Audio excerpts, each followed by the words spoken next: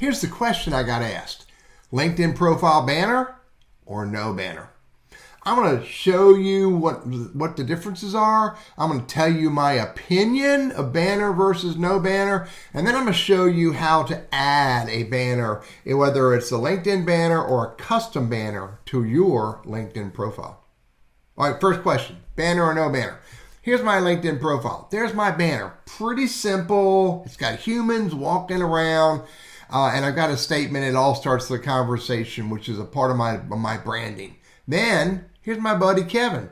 Kevin Turner has branded his even more deliberately. He has his company name, TNT Brand Strategist, on there. He's got his mission statement or his tagline, providing the sharpest tools and strategies.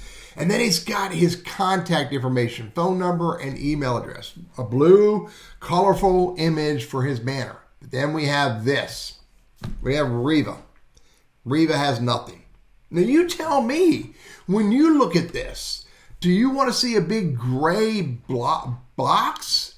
Or do you want to see some bright colors or some kind of messaging? It's totally up to you. In my opinion, I want to see messaging. I want to see bright colors, or I want to see some color. I want to see something that sort of aligns the person. Now, it doesn't need to be branded. I could have put Burriss Consulting all over that, and I decided not to do that kind of branding. I decided to put a message. Kevin went very deliberately with branding. He's got his message there and his tagline. I'm with him. That's good stuff. But this just does not create excitement. I like her bright, colorful profile picture, but that's all I got. And the rest of it is gray. Go with something better is my recommendation. Now, here's the next piece of the conversation. How do you get it up there? Now, it's really pretty easy, but I will tell you there's some snafus about adding a new or changing a picture. If I click on that right there and I go to click, if I delete this photo and or change this photo. If I hit change a photo, you can see I can upload a photo, or I can choose one of LinkedIn's available, cultural, societal images. These are all good stuff. I like them, but none of them align with me. That's why I want to upload a photo. Now, be very purposeful. It needs to be 1584 by 396. Let me repeat, 1584 pixels by 396 tall. And that is the right size to use for it to fit there.